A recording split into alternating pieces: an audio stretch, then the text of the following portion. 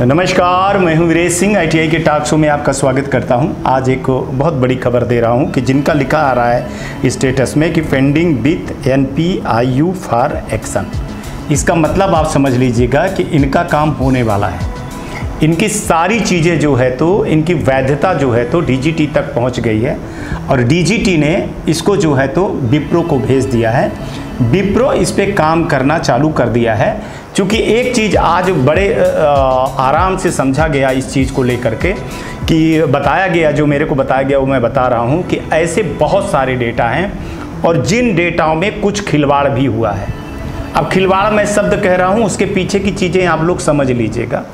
तो इसलिए हर एक चीज़ को वेरिफिकेशन करके क्रम बाई क्रम हम धीरे धीरे करेंगे। सॉफ्टवेयर का टेक्निकल इशू आया हुआ है, उसमें 70-80% ठीक कर लिया गया है, बाकी उसको कर रहे हैं। क्योंकि सॉफ्टवेयर में टेक्निकल इशू रिजल्ट को लेकर के बहुत बड़ा इशू नहीं है। आज जो चीज़ें सामने आई है उसमें मेन चीज़ ये आई है कि सॉफ्टवेयर को वो अपने पोर्टल को अपडेट कर रहे हैं। अपडेट कर रहे हैं किस हिसाब से, जैसे एडमिशन को लेकर के है, एप्लीकेशन को लेकर के है, बहुत सारी चीज़ें हैं जो अब ऑनलाइन हो रही हैं चीज़ें, तो उसको जो है तो चेंजेस कर रहे हैं। तो उस चेंजेस के चक्कर में जो है तो कोडिंग करने में दिक्कत हो रही है, क्योंकि एक ही प्लेटफार्म पे इनकी सारी चीज़ है, एक ही लॉगिन पे सारी चीज़ें हैं। सबसे बड़ी दिक्कत ये है कि जब ये कोई चीज़ अपडेट करते हैं तो फिर या तो साइट बंद करनी पड़ती है या वो कुछ करना पड़ता है। अब मैं उसमें नहीं जाऊँगा, वो टेक्निकल इशू है, कितना क्या है, कैसे है, कितना छूट मिली है, कितनी छूट नहीं मिली है, क्या करने के लिए विप्रो को, तो और कितनी दखलंदाजी उसमें DGT के अधिकारियों का है। लेकिन एक चीज़ बता दूं कि जो है उसमें टाइम अच्छा खासा लगने वाला है, क्योंकि बीच में रिजल्ट ये सॉफ्टवेयर को अपडेट करने में कहीं ऐसा नहीं हो सकता है कि आपका रिजल्ट ये अपडेट कर दें, ऐसा नहीं है, है ना। आपको स्पेशल अब ये नहीं मान रहे हैं, है ना। इनके लिए प्राथमिकता जो है ना, पहली तो वो है कि जो रेगुलर लड़के हैं जिनका एग्जाम करना है, अब एग्जाम फीस भरनी जाए, एडमिट कार्ड उनका होगा, अभी उनका प्रोफाइल अपडेट हो रही है, बहुत सारी चीज़ें हैं। अभी पता चला है कि 15 तारीख तक बहुत सारे लड़कों की प्रोफाइल ही नहीं अपडेट हो गई है ना। अभी करीबन 30-35 हज़ार ऐसे हैं कि जिस स्टूडेंट का उनका प्रोफाइल भी अपडेट नहीं हो पाई है। क्या कारण है, क्या कारण नहीं है, इस पर मैं नहीं जाना चाहता हूँ। कारण वही है, आप लोग समझा करिए, इनकी गुणवत्ता पोर्टल वाली बात। तो इनका खुलासा हो चुका है, लेकिन अब बहुत ज़्यादा खुलासा मैं करने के मूड में इसलिए नहीं हूँ कि फिर ये कहीं ऐसा ना हो जाए कि जल्दीबाजी में रिजल्ट निकाल दें और बहुत सारा आपका नुकसान हो जाए। आपने देखा होगा कि मैंने 2-3 दिन इनके वेबसाइट में बताया, तो इन्होंने वेबसाइट पे अपना जो है तो सुधार कर लिए हैं। अब वो आगे भी बताऊंगा मैं आपको। हालांकि ये ऊपरी सुधार है, नीचे का सुधार नहीं है। तो जिनके पास ये लिखा आ रहा है NPIU आ रहा है फॉर एक्शन, तो वो तो खुश हो जाएं कि उनका काम हो गया है लगभग, ठीक है ना। उनका काम हो गया, उनका अपडेट हो गया। लेकिन AB वाले हैं और जिनका डेटा अपडेट नहीं हुआ है वो अब फंसे रहेंगे, ठीक है। खास तौर से जो SPIU वाले हैं, नोडल वाला हो भी गया, कई जगह पे नोडल का भी लगा हुआ है, तो वो अब बता रहा हूं कि अब आप आधार में लटके हो। मैं एक चीज निकाला हूं कि ITI करो अगर, तो भैया पहले बार में निकाल लो तो बेहतर है। गलती से अगर आप सप्लीमेंट्री आ गए तो फिर ये नर्क का द्वार ही हो जाता है। ये बहुत बड़ा टार्चर हो जाता है, बहुत बड़ा टार्चर हो जाता है लड़कों के लिए, कि अगर एक बार में अगर पास नहीं हुए तो दोबारा फिर निकलना बड़ा मुश्किल। रुलवा देता है भाई साहब विप्रो का सॉफ्टवेयर ये और DGT की गुणवत्ता। अब इनके पास तगमा लगा हुआ है। सबसे बड़ी चीज़ है कि 80% रिजल्ट है, तो वो तगमा लगा हुआ। 20% वाले हो आप लोग तो आप सोच लीजिए, 80% वाले का पलरा भारी है और आपका पलरा नीचे है भी आपकी, आप में एक नहीं हो। सवाल तो वही है कि आप एक नहीं हो, है ना। वो अब देख भी लेते हैं कि वीरेश सिंह न्यूज में चला रहे हैं, 15-20 लोग हैं, क्या करना है, चलने दो। अब बाकी जो है लड़के, जो आप मैं समझ रहा हूँ, जो मेरा शो देख रहे हो, आप सीरियस हो, आपको पता है हजारों में लड़के हैं ये, और वो भी 2-3 हज़ार नहीं, ये करीबन 10-15 हज़ार लड़के हैं। और ये 10-15 हज़ार लड़के कहाँ हैं किसी को पता रहता भी नहीं है। तो वही बात मैं कह रहा हूं कि आप में एकता की कमी है, तो उसको आप भोग रहे हो, ठीक है। तो एक चीज़ बता दूं कि जिनका ये अगर लिख करके आया है, NPIU लिखा करके आया है, तो उनका हो जाएगा।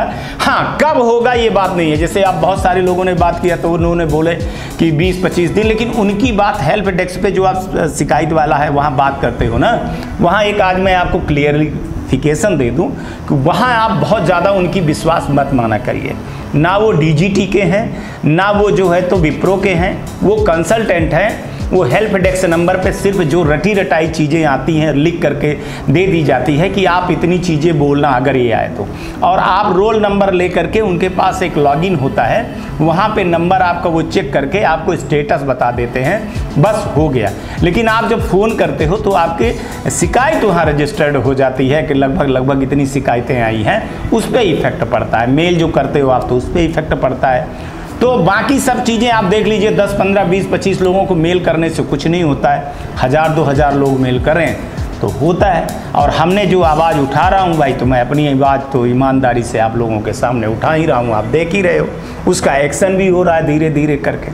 लेकिन सवाल है कि जिनका AB लिखा हुआ है उनका क्या होगा? वो अब अपने आप को क्या माने? भगवान ही मालिक है। मैं आपको बता दूंगा, सच बता दे रहा हूँ, क्योंकि कार्यक्रम रोज रोज नहीं बन सकते। लेकिन जो आज मेरे पास खबर आई है, तो आप टोटल 50% अपने आप को मान लीजिए कि आप डेंजर जोन पे खड़े हुए हैं।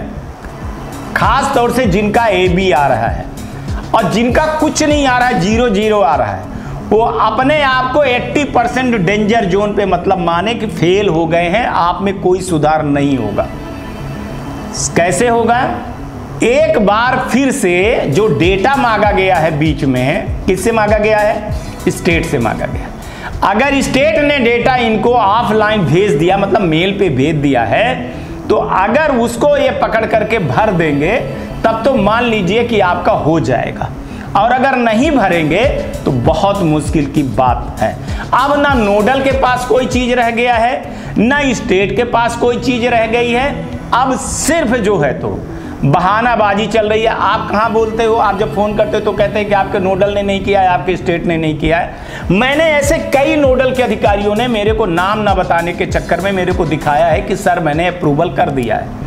लेकिन वही लड़के की जब मैंने बात DGT से किया तो उन्होंने बोला कि नोडल के द्वारा जो है तो अप्रूवल नहीं है, अभी स्टेट के तरफ से स्टेट अप्रूवल नहीं, जो गलत बात है। जो हाँ है, ऐसा नहीं है कि सब 100% हो गया है। मैंने आपको बहुत पहले बताया था कि 70% रिजल्ट निकल गए हैं, 30% रिजल्ट हैं, 30% में 15% भी निकल गए हैं। अब 15% जो फंसे हुए हैं ना, ये बहुत डेंजर जोन पे हैं। इन पे क्लियर अगर कोई होगा तो मैं आपको बता दूं कि सीधे pending with NPIU with action वाले ही होंगे, बाकी बहुत मुश्किल है। तो आपको देख लीजिए कि क्या करना है क्या नहीं करना है। एक चीज़ तो ये क्लियर हो गई, दूसरी ये वाली भी क्लियर हो गई आपका कि जिनका NPIU लिख करके आ रहा है, दूसरा AB वाला आ रहा है, जिनका नॉट अपडेट वाला आ रहा है, मतलब 0 आ रहा है, जैसे कि तैसे ही आ रहा है, उनका भी मैं बता रहा हूँ कि डेंजर जोन पे हो। अब रह गई कि जिनका एग्जाम नहीं हुआ है उनका क्या होगा। आज जो है तो अधिकारियों का साफ कहना था कि सर आप बहुत मुद्दा उठा रहे हो, बार बार हम लोगों को ऊपर आप प्रेशर डाल रहे हो, लेकिन आप मजबूरियों को समझिए कि जब हम गोल्डन चांस दे दिए थे, और उसमें चलिए ये बात को छोड़ दीजिए कि रिजल्ट आना ना आना जो अभी इनका है, लेकिन जिनका एग्ज़ाम की बात आप कर रहे हो तो उनके एग्ज़ाम में जो गलतियां हैं वो गलतियां बहुत बड़ी हैं कि उन्होंने फॉर्म क्यों नहीं भरा। हमने इसके लिए बहुत पहले से चीज़ें चला दी, आप भी अपने न्यूज़ पे ये सारी चीज़ें चलाए थे। 3 महीना पहले से आप गला फाड़ करके चिल्ला रहे थे। हमने स्टेट और नोडल को भी बता दिया था, ITI को भी बता दिया था, नहीं भरे हैं। और अगर किसी का नहीं आया है, नाम नहीं आ रहा था, तो वो ITI वाले ने क्या किया? क्या वो ITI वाले ने शिकायत किया? तो कहाँ शिकायत किया, उसका कहाँ डेटा है? दुनिया भर की चीज़ें उन्होंने आज हमसे बात किया बड़े अधिकारी ने, और बड़े अच्छे से समझाने की कोशिश की। लेकिन मैं समझने वाला कहाँ हूँ, है ना? मैं समझने वाला तो हूँ नहीं, चूँकि मैं जानता हूँ, चालाकियों को बहुत अच्छी तरीके से जानता हूँ। अब इसमें हाँ, लेकिन दोष ITI का है। प्राइवेट आईटीआई का निश्चित दोष है। लेकिन इसमें कई गवर्नमेंट के आईटीआई के भी लड़के हैं जो हमसे बोल रहे थे, तो हमने जब उनसे पूछा तो वो भी वही चीज़ बताए कि सर आप चीज़ ये देख लीजिए। एक बड़ी दिक्कत आई है कि जिनका अपडेट नहीं हुआ है या अब्सेंट वाले मामले हैं, तो अब्सेंट वाले मामले में एक बहुत खुल करके चीज़ें आई हैं कि उसमें ये हमको दिखाया गया है और बताया गया है, माने बताया ही गया है। मैं आपको बता दूं दिखाना क्या था, दिखाना तो अब मैं उसको उजागर नहीं कर सकता हूं कि एससीबीटी से अलाउ है तो कई लड़कों को एनसीबीटी में अलाउ नहीं है, इसलिए वो अब्सेंट आ गए हैं। वो बहुत मुश्किल है कि वो चीज़ें हों। कई जगह पे एनसीबीटी अलाउ है तो एससीबीटी नहीं अलाउ है। अब ये समझने की चीज़ है कि ये गलती कहाँ हुई है। ये गलती सिर्फ आईटीआई वाले से हुई है, बाकी नहीं हुई। जब ये चीज़ें थी तो वो किसको किया, स्टेट को किया, वहाँ किया, उसको डीजीटी जाना चाहिए था, ठीक है। अब डीजीटी नहीं गया, सुधार नहीं कराया, अपना वो सबूत लेकर के नहीं गया है, तब वो लड़के अब्सेंट के मामले में फंसे हुए हैं और फंसे रहेंगे। उनका निकलना अब नामुमकिन हो गया है। हाँ, अब डेटा मंगवाया गया है ऑफलाइन। मेरे को ये चीज़ें नहीं पता है, चूँकि देखिए मैं आपको 4-5 राज्यों की बात बता दूं, जहां झारखंड है, बिहार है, उत्तर प्रदेश है, मध्य प्रदेश है, राजस्थान है, हरियाणा के कुछ ऐसे आए हैं, उड़ीसा के ऐसे कुछ आए हैं और आसम के भी हैं कुछ ऐसे लड़के, कुछ लड़के महाराष्ट्र के भी हैं, जिनका ऐसे कर्नाटका का कि ऐसे पड़े हुए हैं डेटा जो अभी मंगाए गए हैं लेकिन वो अपडेट नहीं हुए हैं और वो अपडेट होने वाले हैं। अब उसमें कितना अपडेट होगा, कितना अपडेट नहीं होगा, कितना आईटीआई वालों ने भेजा है, कितना नहीं भेजा है, वो मैं आपको आंकड़े तो नहीं बता सकता हूं। लेकिन हाँ, एक चीज़ मैं आरटीआई लगाने वाला हूं कि, और ये आरटीआई लगा करके मैं ये जानने की कोशिश करूंगा कल कि आप हमको बताइए कि कितने लड़के जो है तो अभी सप्लीमेंट्री में पास हुए हैं, कितने लड़कों का रिजल्ट आना बाकी है, कितने लड़कों का एग्ज़ाम नहीं हुआ है। क्योंकि अभी मैं आरटीआई इसलिए नहीं लगाया था इसका जानबूझ करके कि मेरे को इसमें पूर्ण रूप से जो है तो जानकारी नहीं मिल रही थी हर स्टेट का। अब मेरे को पता चल गया है। खास तौर का ये लफड़ा बिहार का और उत्तर प्रदेश का सबसे ज़्यादा लफड़ा है। बिहार का जो लफड़ा है वहाँ नोडल और स्टेट की बहुत बड़ी गलती है, वहाँ आईटीआई की भी वो गलती है। 70% आईटीआई की गलती है, 30% में 20% जो है तो स्टेट की है, 10% नोडल की गलती है। सेम जो है तो उत्तर प्रदेश की भी है, यही बिहार और उत्तर प्रदेश की है, साथ में झारखंड और मध्य प्रदेश और राजस्थान और उड़ीसा की भी है। ये बहुत सारी है हमारे पास चीज़ें आ गई है।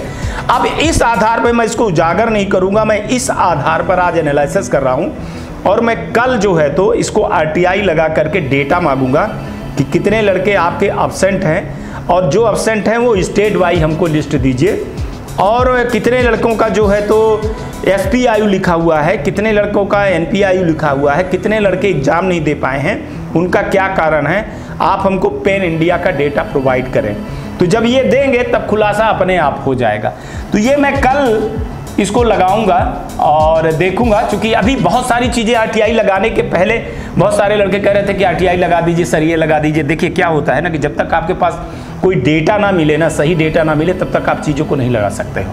अब हम इस डेटा में लगे हुए थे, है ना। अब ये डेटा जब आ गया हमारे पास, फिर अब आगे का खेल देखिएगा कि बीच बीच में मैं हर दूसरे दिन तीसरे दिन इसकी आवाज़ उठाता रहूँगा और महीने भर लगेंगे डेटा निकालने में इनको। तो कम से कम अगर मैं कल लगा दूंगा तो इनको छटपटाहट तो बीत जाएगी, क्योंकि ये डेटा सही नहीं दे पाएंगे। अब एक लास्ट उपाय यही बच गया है कि अगर मैं आरटीआई लगाया और आरटीआई ये गया सेक्शन में जैसे तैसे ये छटपटाहट बीत जाएगी। और मैं कोशिश कर रहा हूँ कि मैं विप्रो पे भी लगाऊँ और एग्ज़ाम सेक्शन पे भी लगाऊँ, और स्टेट पे मैं सोच रहा हूँ कि स्टेट का अलग अलग है, तो मैं स्टेट का कैसे लगाऊँ। सिर्फ हमको वो दिक्कत है चूँकि हर स्टेट में अगर वहाँ स्टूडेंट लगा करके डेटा कर लें आईटीआई वाले, तो वो करेंगे नहीं डर के मारे, चूँकि उनको ऊपर एक्शन हो जाएगा। कोशिश कर रहा हूँ मैं कि बिहार और उत्तर प्रदेश, मध्य प्रदेश और राजस्थान 4 जगह तो कम से कम, और 5वां ये यहाँ लगा दूँ। कर्नाटका में भी लगा देता हूँ चूँकि वहाँ काफ़ी लड़के हैं, और उड़ीसा में भी हैं। तो कोशिश कर रहा हूँ कि 3-3, 4-4 करके मैं आरटीआई लगाऊँ। जब आरटीआई लगाऊँगा स्टेट में तो सही चीज़ें पकड़ में आ जाएगी, फिर ये भगते फिरेंगे और जल्दी से जल्दी काम करेंगे। अब लास्ट ब्रह्मास्त्र जो मेरे पास बचता है, मैं आज आपको खुलासा कर रहा हूँ, वो है आरटीआई लगाने का। तो आरटीआई लगाने का स्टेज है। अभी मैं कल, जो आज आप 20 तारीख को न्यूज़ देख रहे हो, हम कल 21 तारीख को इसको लगाएंगे, ताकि ये चीज़ें एक महीने मतलब माने 21 जून तक में आ जाए। तो हो सकता है कि आरटीआई आने के पहले ये रिजल्ट ही घोषित कर दें, है ना। तो आरटीआई लगाने पर ही अब ये सुनेंगे, ऐसे नहीं सुनेंगे। देखिए, मैं परिवार मानता हूँ, चाहे आईटीआई हो, चाहे स्टूडेंट हो, चाहे डीजीटी हो, चाहे स्टेट हो, चाहे नोडल हो, चाहे विप्रो हो, तो मैं इस लड़ाई को बाहर नहीं ले जाना चाहता हूँ। हाँ, मैं कुछ कड़वा बोलता हूँ, सत्यता बोलता हूँ। तो मैं सोचता हूँ कि अगर ये मामला मेल से और फ़ोन से हो जाए तो बेहतर है, लेकिन अगर जवाब नहीं सुनोगे तो फिर कुछ न कुछ तो करना पड़ेगा। अब आरटीआई लगाऊंगा तो फिर भगदड़ मचेगी आपकी। आप, मैं इतना बता दे रहा हूँ, क्योंकि फिर उसमें आपको जवाब तो देना ही होगा, किसी भी हालत में जवाब देना होगा। एक बार नहीं दोगे तो दूसरी बार दोगे, तीसरी बार दोगे, और दनादन अब आपको मैं लगाऊंगा। तो आप लोग हमारे ऊपर सवाल कर सकते हो कि सर आप ये बताइए कि पहले क्यों नहीं लगाए थे आरटीआई, आप लगा देते। लेकिन मैं आपको बता रहा हूँ कि आरटीआई ऐसे नहीं लगाई जाती है ना। आरटीआई लगाने के पीछे आपको बहुत सारी रिसर्च करनी पड़ती है, बहुत सारे डेटा रखने पड़ते हैं। जितना आप कमेंट करते हो मेरे ब्रदर, वो डेटा रखे जाते हैं, उस आधार को सब मिला करके की जाते हैं। मैं स्टेट में बात किया, नोडल में बात किया, डीजीटी में बात किया, कई और अंदर बात किया। जो अपने सूत्र हैं, उन सूत्रों को इकट्ठा करने में मेरे को टाइम लगता है, ऐसे मजाक नहीं होता है। और मैं 24 घंटे काम करता हूँ आपके लिए। तो मेरी मेहनत और ईमानदारी को समझिए और मेरी लड़ाई को समझिए। इस बीच में एडमिशन का भी है। तो मेरा ये कहने का मतलब है कि आप अपनी रफ्तार जो है ना, आप गलती करते हो। जब एडमिशन वाला भी मामला होता है ना, तब आपको वहाँ भी लिखना चाहिए, वहाँ तो ज़रूर आपको कमेंट करना चाहिए। जब आपका मुद्दा उठता है तभी भर नहीं, जो आप दूसरा होता है ना, वहाँ पे आप ज़रूर करिए, वहाँ ज़रूर कमेंट करिए आप किसी भी हालत में, और अपनी आवाज़ उठाइए। क्योंकि वो जो जा रहा है ना, वो मैं आपको फिर बाद में बताऊँगा कि वो कहाँ जा रहा है, और वो बहुत बड़ा स्ट्राइक करेगा, मैं आपको बता रहा हूँ। बाकी आप जानिए, आपकी मर्जी है, मैं बाध्यता नहीं कर रहा हूँ। तो अब लगभग बता ही दिया कि एनपीआईयू का क्या हुआ। वो पेंडिंग कड़ी हुई है, एक्शन होने वाला है उसमें, मतलब माने हो जाएगा। जिनका ए बी है वो बहुत माने 50% रिस्क पे हो कि आपका हो जाएगा। 50% मैं इसलिए बोल रहा हूँ कि अगर लिस्ट चली गई है तो उस लिस्ट के द्वारा वो कर रहे हैं, इसीलिए देरी हो रही। सच बता दूँ, वो देरी इसीलिए हो रही है कि जो लिस्ट गई हुई है ना, उस लिस्ट को देखा जा रहा है। आँख मूंद करके नंबर नहीं चढ़ाया जा सकता है, आप उसको समझिए। एसपीआईयू का भी जो है तो स्टेट में अटकी हुई है चीज़ें, नोडल वाला नोडल में लटकी हुई चीज़ें। अगर ये चली गई हैं मान के चलिए, तो टाइम अच्छा खासा 20-25 दिन लग सकता है, उसके अंदर हो सकता है 10-15 जून तक, 20 जून तक के लगभग मैं मान रहा हूँ कि अगर ये सब डेटा चढ़ जाना चाहिए, और तभी ये निकालेंगे। अब सप्लीमेंट्री का वालों का मैं बता दूँ कि सप्लीमेंट्री वाले बच्चे, सप्लीमेंट्री वाले मतलब माने जिनका एग्ज़ाम नहीं हुआ है। अब एग्ज़ाम और ये जो सप्लीमेंट्री वाले जो फेल है ना, ये सब साथ में होंगे। अब देखिए, मेरे को तो नहीं लगता है कि मई में होगा। अब जून भी मान लीजिए कि 10-15 जून तक, हमको ऐसा कोई वो नहीं लग रहा है। लेकिन देखिए क्या एक्शन कर सकते हैं, क्या जल्दी कर सकते हैं, क्योंकि जुलाई में इनके जो है तो एग्ज़ाम है। तो हो सकता है जो वो सप्लीमेंट्री हो तो उस सप्लीमेंट्री के बाद ही कहीं बीच में जो छूटे तो रख दें। लेकिन हालांकि बहुत देरी हो जाएगी, इस पर मैं कुछ नहीं कर सकता हूँ। हाँ, लेकिन मैं आरटीआई लगा रहा हूँ, तो आरटीआई लगाने से ये चीज़ें पता चल जाएगी कि ये क्या कर रहे हैं, क्या नहीं कर रहे हैं एक्शन। और इस पे आप कहिए तो मेरे ऊपर दोष दे सकते हो कि सर ये थोड़ा सा पहले लगा देते, लेकिन हम बता दिए आपको कि मजबूरी हमारी क्या है ना। गिन करके 8-10 लड़के अगर आप लोग करते हो, तो 8-10 लड़कों में मैं अभी इंतज़ार कर रहा था कि कम से कम 50 से 60 लड़के, 100 लड़के हो जाते तो बेहतर होता, तो वो हमारे पास डेटा होता। लेकिन अब जितना डेटा आ गया तो आ गया। अब मैं इसके आगे अगर आरटीआई लेट करता हूँ तो फिर दिक्कत होती है, ठीक है ना, बाकी नुकसान होती है। तो आज तक के लिए इतना ही। आप लोग अपना ध्यान रखिए, आसपास सफाई रखिए, बड़े बुजुर्गों का सम्मान करिए, और ये ITI टॉक्स को देखते रहिए। और गर्मी आ गई है, चिड़ियों और पौधों को पानी दीजिएगा, और हो सके तो गरीब बच्चों को भी कुछ दान दीजिएगा, ठीक है, अगर आपके पास कुछ हो तो, एक्स्ट्रा हो तो। और एक चीज़ और बोल रहा हूँ कि गाड़ी बहुत धीरे चलाइएगा, हेलमेट ज़रूर पहनिएगा, और अपने घर में बड़े बुजुर्गों का सम्मान करिएगा, और अपनी भी ज़िंदगी बड़े सम्मान के पूर्व से जिएगा, क्योंकि ये ज़िंदगी दोबारा नहीं मिलती है। आपका आज का भी दिन शुभ हो और आने वाला कल बहुत बेहतर हो। आज तक के लिए इतना ही। नमस्कार। जय हिंद, जय भारत।